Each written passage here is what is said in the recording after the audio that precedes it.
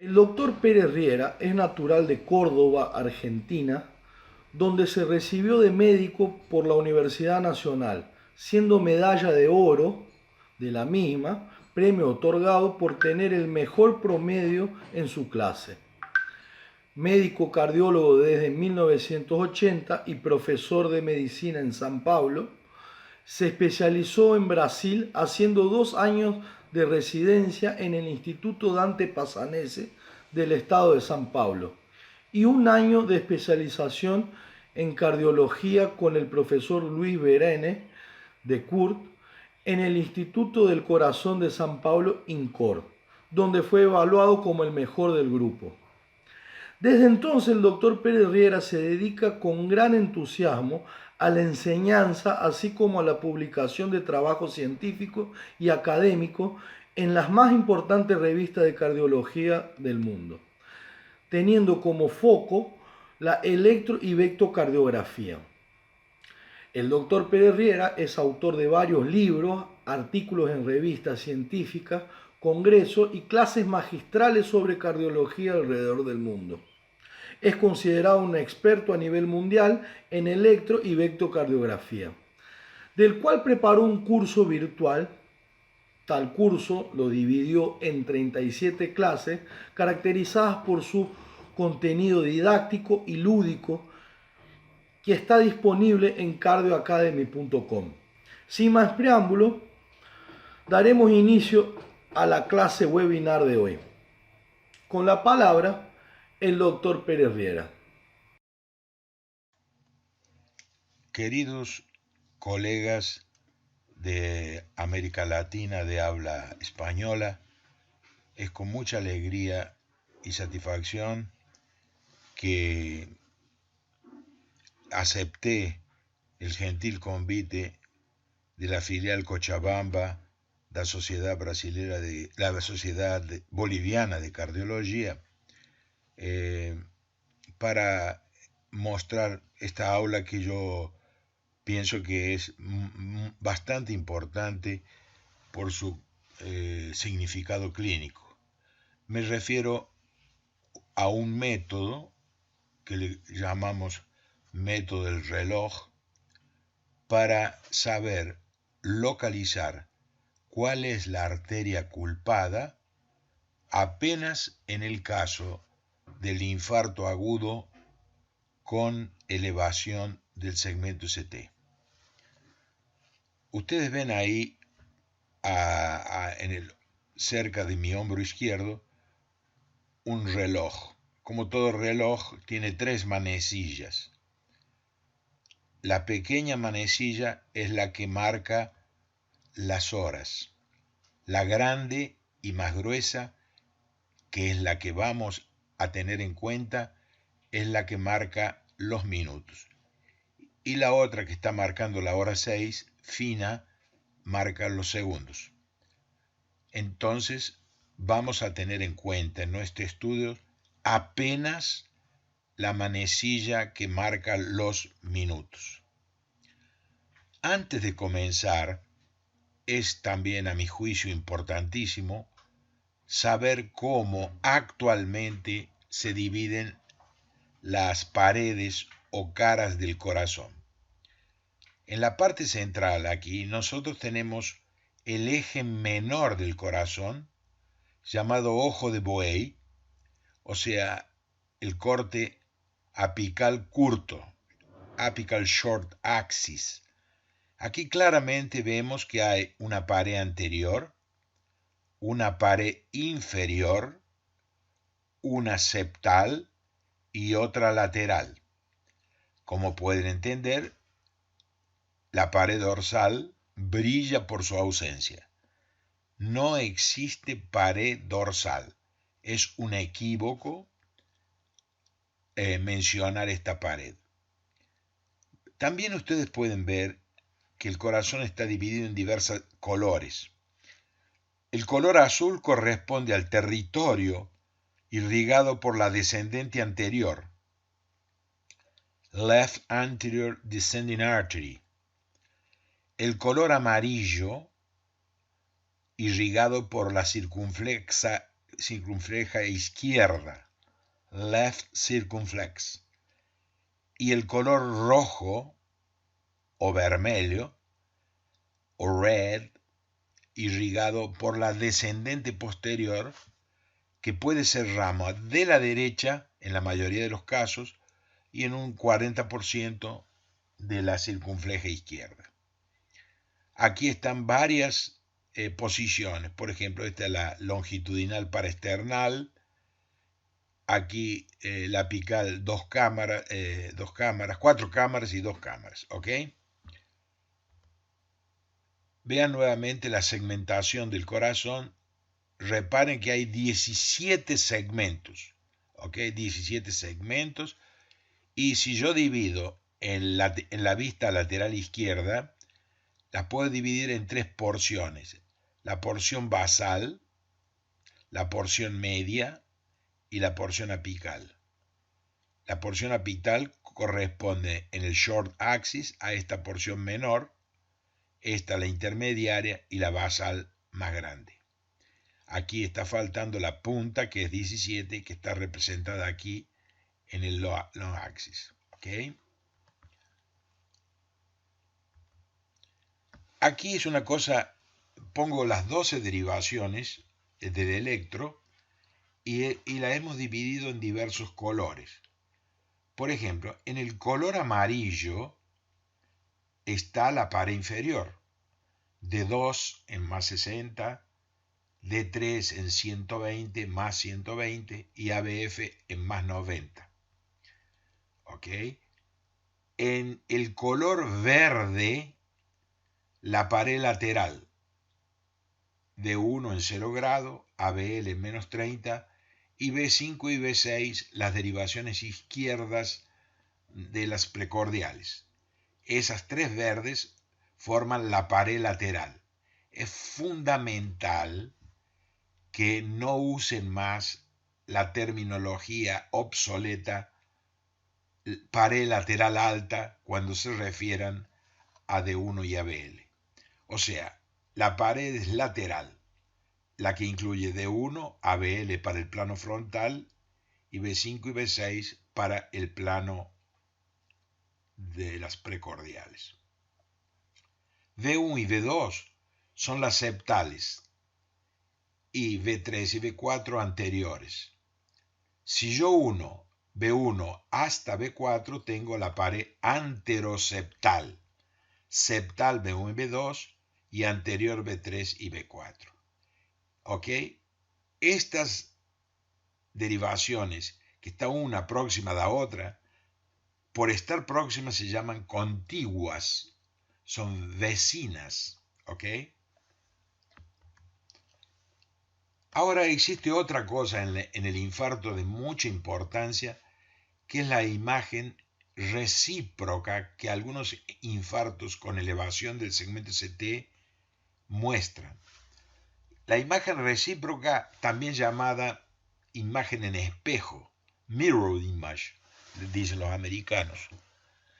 Algunas paredes tienen imagen recíproca. Por ejemplo, la pared inferior,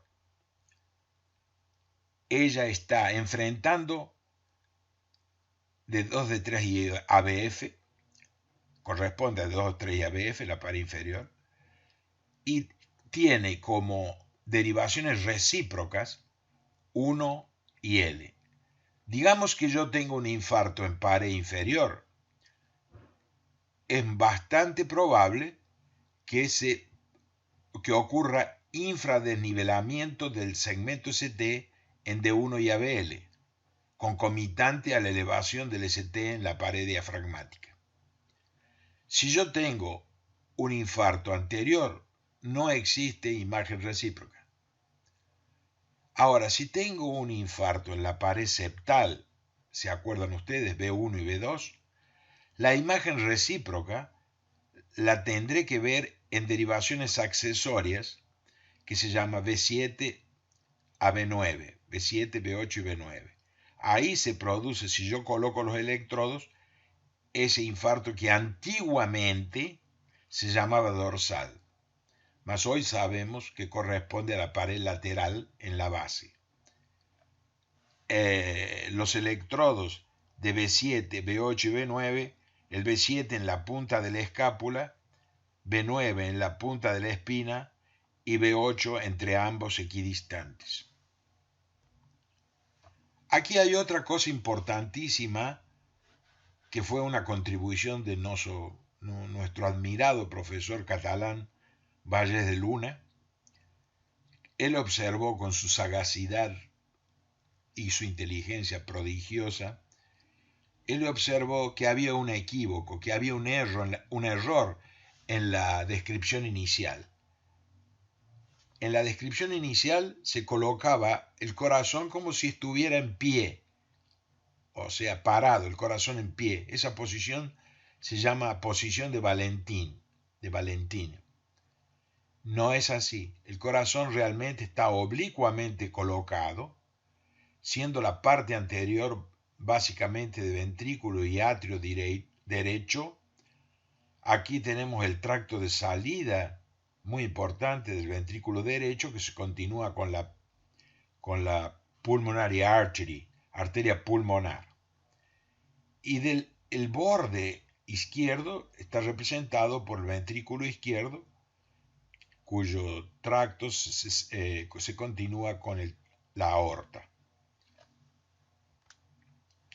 Aquí los segmentos en la posición lateral, reparen la porción apical aquí, media aquí, entre las dos líneas, y basal. Esta porción, la porción basal de la pared inferior, es la que se llamaba antiguamente, como el corazón estaba en pie, decíamos posterior. O sea, es esta porción en verde aquí, corresponde al segmento 4, basal. Y aquí el ojo de buey en la proyección menor, el eje menor, mostrando las paredes anterior, inferior, septal y lateral. Aquí una correlación con el electrocardiograma, el eco bidimensional. Reparen aquí el ventrículo derecho adelante, el ventrículo izquierdo continuándose con la aorta, y atrás la aurícula izquierda y el ventrículo izquierdo. Y aquí tres metodologías que pueden mostrar el corazón. En el panel izquierdo aquí tenemos la imagen de long axis con sus segmentos obtenido por la resonancia magnética. Aquí en el panel central tenemos el ecocardiograma con la posición apical 2 cámaras. Y aquí a la izquierda tenemos el angiograma del ventrículo izquierdo, en donde se ve en la proyección derecha oblicua. Parece el pie de una danzarina de música clásica, con la punta apoyada en el piso y el talón levantado. Entonces, esta es la aorta y aquí está el ventrículo.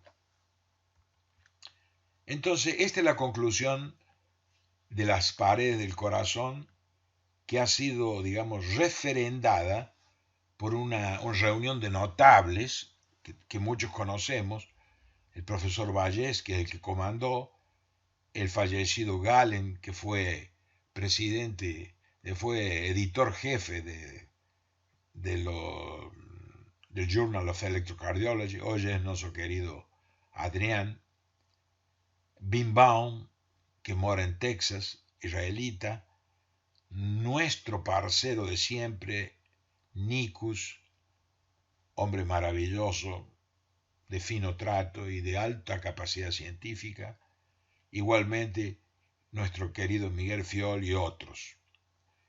En esa publicación, que ya tiene varios años, publicada en el Circulation, dice, la pared posterior no existe y la pared lateral alta debe ser olvidada.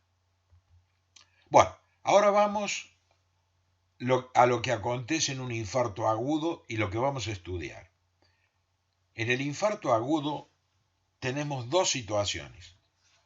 Aquí, con elevación del segmento ST, ST segment elevation, y aquí without ST segment elevation, no ST segment elevation. Sería acute coronary syndrome. Ok, este es el que nosotros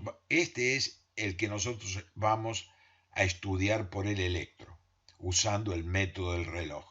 Este no tiene posibilidad porque no hay desvío del segmento ST. Este se considera elevación del segmento cuando se observa una elevación del segmento ST igual o mayor que 2 milímetros en la pared septal o hasta B3 y mayor que 1 milímetro en cualquier otra. El infarto puede ser con onda Q, sin onda Q o que, como decimos, porque en portugués que Q es un palabrón. Entonces, infarto con Q, infarto sin Q, cuando sabemos que no había bloqueo y aparece un bloqueo del ramo izquierdo, este disturbio dromótropo eclipsa el análisis y no nos permite con facilidad ver el infarto con elevación del segmento ST. Y el verdadero infarto lateral, antiguamente conocido como dorsal, lateral, que dislocaba las fuerzas para adelante con fuerzas anteriores proeminentes en las precordiales derechas. Eso es lateral, no es dorsal. ¿Ok? Entonces, el término acute coronary syndrome, digamos así, es una umbrella que encompasa, o sea, une el síndrome, el infarto agudo y la angina inestable. Vamos a ver algunas otras pequeñas nociones sobre la anatomía coronaria. Tenemos la coronaria izquierda y la coronaria derecha. La coronaria izquierda tiene primero un pequeño tronco, aquí representado por el número 1, que luego se divide en la más importante arteria, que es la descendente anterior, y en la circunfleja. Esta, la DA, que llamamos descendente anterior, da todas las perforantes septales de la pared anterior del septo, y la diagonal, que irriga parte lateral del ventrículo izquierdo. Y aquí aquí la circunfleja, que también va a la cara lateral, y la coronaria derecha, que también en la parte final, dando la descendente posterior, da las perforantes inferiores septales. Y aquí una rama importante de la derecha, representada por el número 7, la llamada marginal aguda. ¿Ok? Otra cosa importante es que nosotros en esta presentación vamos a dividir la descendente anterior, que es esta, en 3 porciones. La proximal, delimitada aquí, la media, delimitada aquí, y la distal. Y la circunfleja también proximal, media y distal. Vamos a comenzar con la más grave de los infartos agudos con elevación del segmento ST. Me refiero a la obstrucción no total, sino parcial, porque la total es muy grave. Muchas veces no se llega, el paciente no consigue llegar porque muere rápidamente de un shock cardiogénito si tiene una obstrucción total del tronco. En ese caso, cuando hay una obstrucción importante, significativa, del tronco de la coronaria izquierda, left main coronary artery, el vector de lesión, que es la manecilla grande de los minutos, apunta para 10, que 10 corresponde en el plano frontal a menos 150 grados, que es el hombro derecho, ABR. ABR es la derivación olvidada, entre aspas, entre comillas. Los americanos le llaman the forgotten lead, o sea, la derivación olvidada o esquecida. Entonces, siempre que tengamos una obstrucción en el tronco, o grande parte de las veces, el vector de lesión o injuria apunta para el hombro derecho, o sea, apunta para ABR. Y si apunta para ABR, huye o se afasta de las izquierdas. Son principalmente de 2, de 1 en 0 grado y menos 30 BL. O sea, estas tendrán depresión del segmento ST, concomitante a elevación del segmento ST en ABR. Eso es lo que esperamos. Vean aquí claramente. Tengo la obstrucción proximal del left main coronary artery, tronco del coronario izquierda, que da la descendente anterior y la circunfleja. Muy bien. Ella apunta para ABR y por eso el segmento ST está supradesnivelado. Y concomitantemente hay un infradesnivel del segmento ST en D2 en más 60, mucho mayor o casi nada de que F y D3. D3 es prácticamente perpendicular al vector de lesión y por lo tanto casi no se mueve. Pero sí las izquierdas de 1 en 0 grados y ABL en menos 30, por ver la cola del vector, el vector go away, o sea, se va, huye o foge de las izquierdas, entonces esas son las que dan depresión del segmento ST en el plano frontal. ¿Y qué pasa con el vector de lesión en el plano horizontal? La única derivación que el vector de lesión cae en el hemicampo positivo es B1. Por lo tanto, B1 puede tener un pequeño supra o nada. Pero todas las otras, de B2 a B6, el vector huye. Entonces, en consecuencia, hay una depresión del segmento ST y laterobasal, anterobasal, ST segment depression from V2 to V5 or V6. ¿Ok? Veamos, aquí está el ejemplo típico, el segment elevation, ST segment elevation en IVR, siendo que es mayor AVR que en V1. Aquí es mínimo la elevación. Y across the precordial leads, ST segment depression from V2 to V6. ¿Ok? Eso es lo que uno encuentra en la obstrucción de tronco. Este es otro caso del amigo de mi colega querido Raimundo Barros, uno de los más brillantes electrocardiologistas, yo diría, del mundo. Eso, lo único que pasa con él es que es una persona que no gusta, no quiere los holofotes. Holofotes significa no quiere brillo. Él sabe quién es. Bueno, aquí nos tenemos el segmento ST supra en ABR y también en B1, pero un poco más en ABR, y una enorme depresión en todas las precordiales y una gran depresión en D2 y ABF y D3, principalmente D2, este también está deprimido, ¿ok? Y aquí la misma cosa, pero se complicó.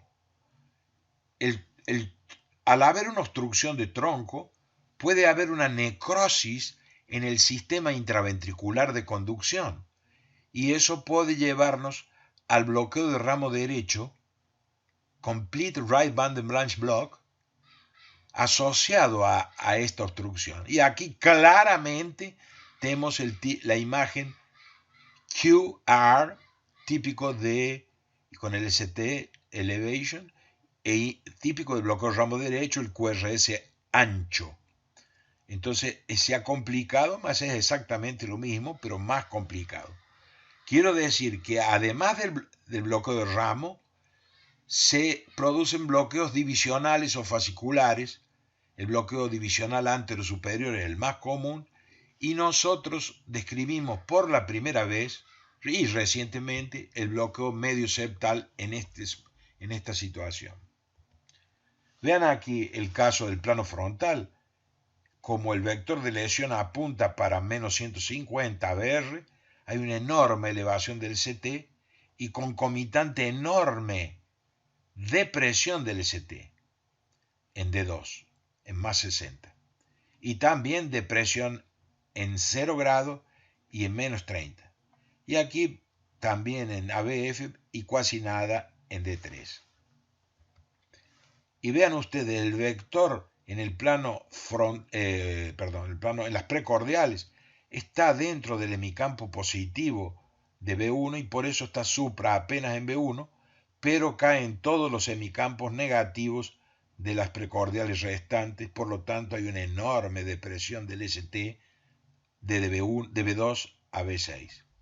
Evidencia de laterobasal depression, más de 6 y en la pared inferior. Este es el caso que acaba de ser aprobado en los archivos de un paciente que tuvo una lesión de tronco.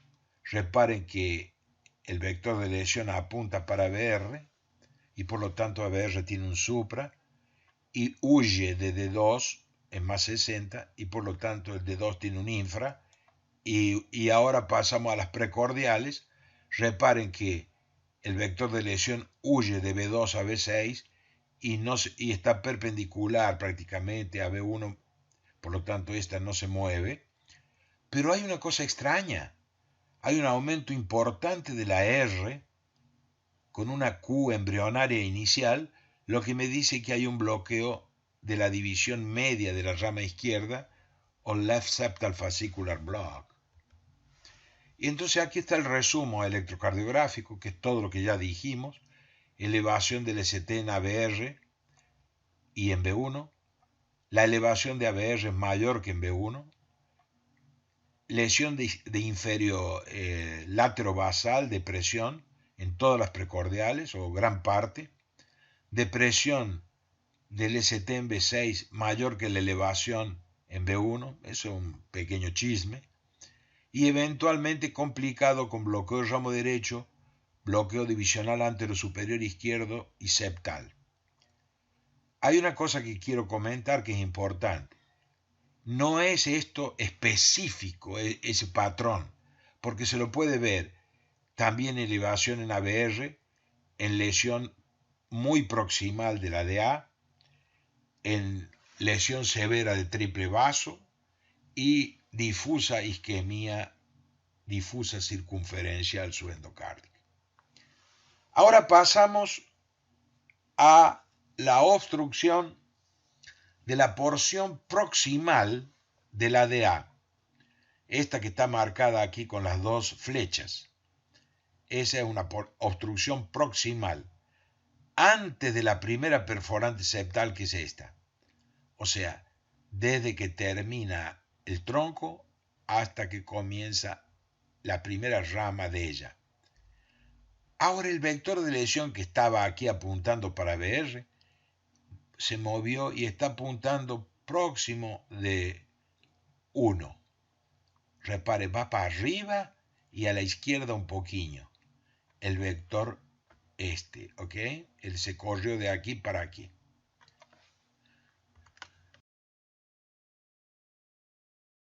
Y entonces, ¿qué pasó? Hay una elevación del segmento ST en L, pero también un poquito en ABR, y como huye de las inferiores, todas ellas están negativas, principalmente de 3 porque ella va para encima y a la izquierda, pero las 3 también negativas. ¿Y qué pasa con el vector en el plano horizontal? Se dirige para adelante y un poquito para la derecha, Eso hace que haya una gran elevación del segmento CT de B1 a B3 y pueda haber depresión en las izquierdas laterales B5 y B6. Aquí nosotros tenemos un electro de 12 derivaciones con eso.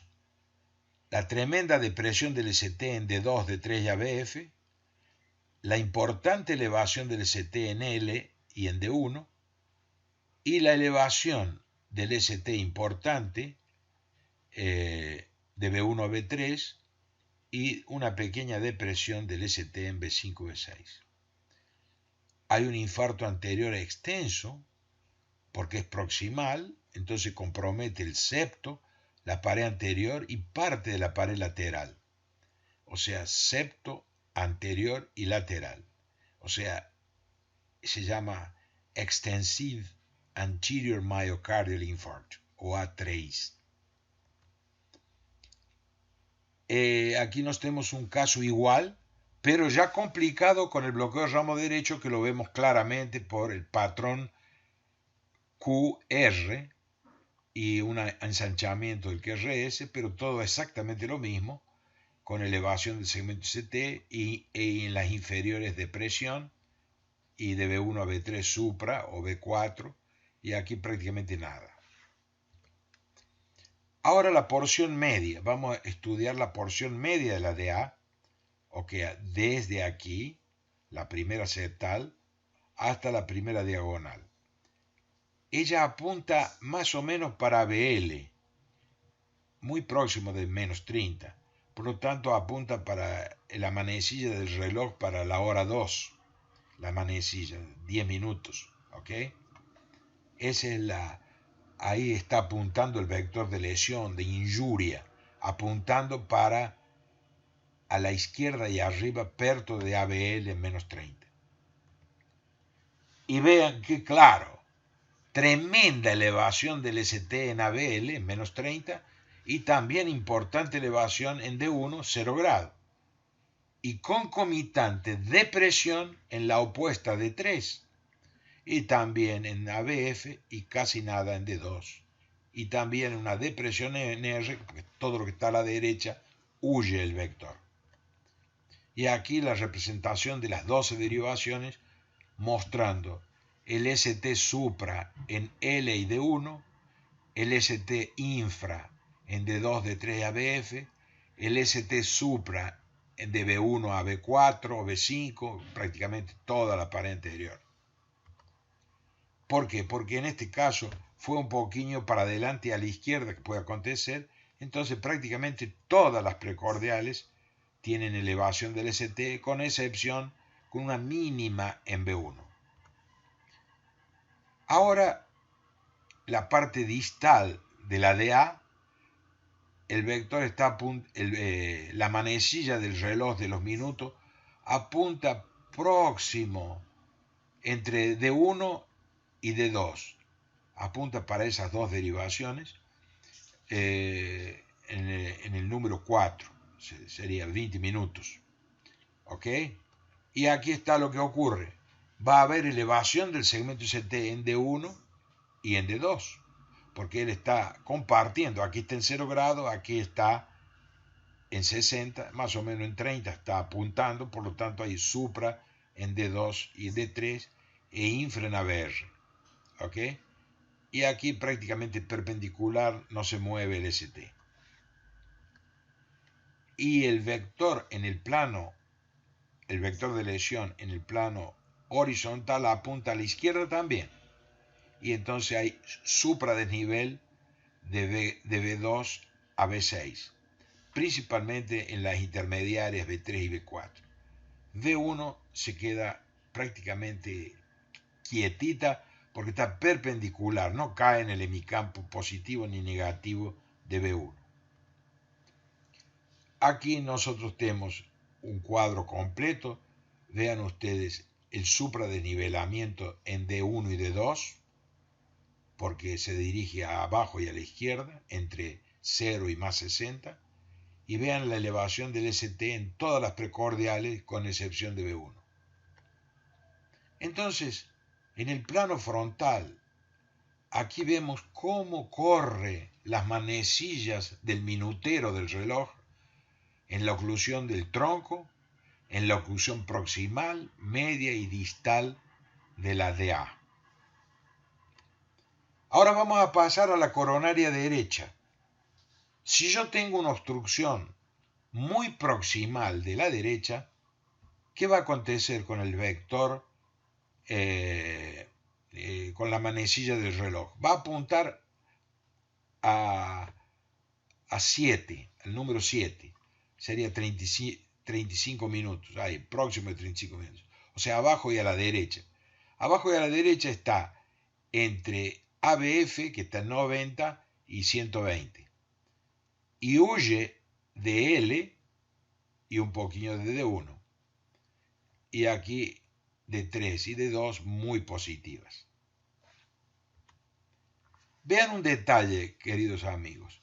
Si yo tengo una obstrucción muy proximal de la derecha, como en este caso la obstrucción es muy proximal, hay un infarto transmural de toda la pared inferior y un poquito de la pared lateral. Eso hace de que al ser transmural, un gran infarto inferior, aquí nosotros tengamos en D2, D3 ABF en la pared inferior una imagen QS, sin R. Es un infarto transmural grande. Pero vean ustedes a la izquierda, cuando no es extenso, es decir, un poco más baja la obstrucción, la salida es de infarto rotando horario, pero la parte final entra hacia abajo, dando la R final en las inferiores. Eso indica que el infarto diafragmático, que es el más difícil a veces en la parte crónica de detectar. Claro, cuando es extenso no hay nada que hacerle. QS es claro. Entonces vean cómo diferencian y vean la utilidad del vector, mostrando que el bucle gira totalmente horario, saliendo para arriba y a la izquierda, a la derecha y después a la izquierda, y luego el otro todo para arriba en 8, arriba, y eso muestra la onda T negativa, la onda T, vean la onda T yéndose para arriba, entonces totalmente negativa, mostrando una isquemia. Y aquí vean ustedes el vector de lesión en el plano horizontal se dirige para atrás y a la derecha. Eso hace que haya infradesnivelamiento del segmento ST principal, o sea, imagen en espejo, en B2, B3 y puede ser B4. Pero hay una cosa importante. Cuando hay una sospecha de obstrucción de la coronaria derecha o de la circunfleja, tenemos que hacer la derivación accesoria B4.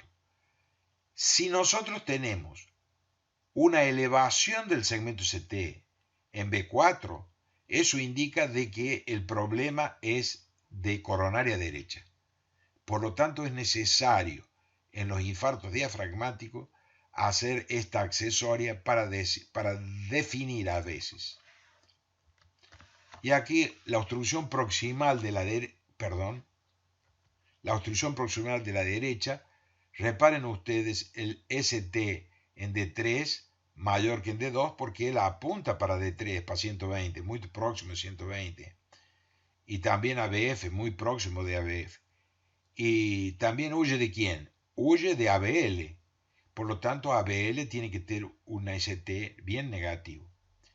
Y aquí nosotros tenemos la imagen en espejo, B2, B3 y B4, la pared anterior en los infartos diafragmáticos. ¿Ok? Y tendría que tener un B4R. Vean en este caso el mismo infarto de tronco, hay una bradicardia importante. Vean qué importante el ST supra en la pared inferior, ¿ok? Porque él está apuntando para más 120 grados, o sea, para D3, y también es positiva en F y es positiva en D2. Pero hay negatividad en D1, porque huye de las izquierdas, y la imagen en espejo se ve apenas en B2. Pero aquí se tomó el recaudo de hacer la accesoria B4 y tiene ST supra. Eso indica que el problema es de coronaria derecha. Y aquí la misma cosa, pero se complicó un infarto de tronco de coronaria derecha que complicó con un bloqueo atrioventricular 2:1. Vean, aquí la P se conduce, aquí la próxima P no se conduce. Se conduce, no se conduce, se conduce, no se conduce, se conduce, no se conduce. Entonces esto es un bloqueo 2:1. No da para decir si esto es infranodal o supranodal. No da. Pero lo que podría indicar que supra es que el QRS permanece estrecho. Cuando es broad, eso puede indicar que el problema es infranodal.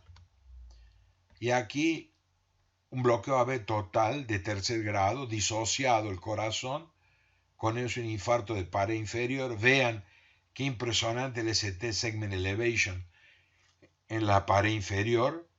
Y vean la imagen especular enorme en todas las precordiales. Es una tremenda imagen especular. Y aquí el infarto cuando compromete la derecha en la porción central o media. Aquí está el cateterismo mostrando en la angiografía que la obstrucción justamente está en la parte media de la derecha. ¿Ok? Aquí lo mismo apunta igual que el otro, huyendo de D1 y ABL. Es prácticamente la misma cosa que acontece con la coronaria derecha. Pero, a diferencia, en la precordial, si hacemos B4R, no habrá elevación del segmento ST como hay en la otra. El otro aspecto es idéntico. Y el vector de lesión en el plano horizontal huye de V2 a V6, huye, y por lo tanto es infradesnivelamiento hasta V4 o V5. Pero B4R y B1 prácticamente no se mueven porque está perpendicular el vector de lesión. Aquí tenemos la obstrucción, la parte acometida, agredida es la pared lateral, que son los segmentos 6, 5, 12, 11 y 16, cuando hay un infarto de la circunfleja. Y aquí la oclusión de la circunfleja más distal.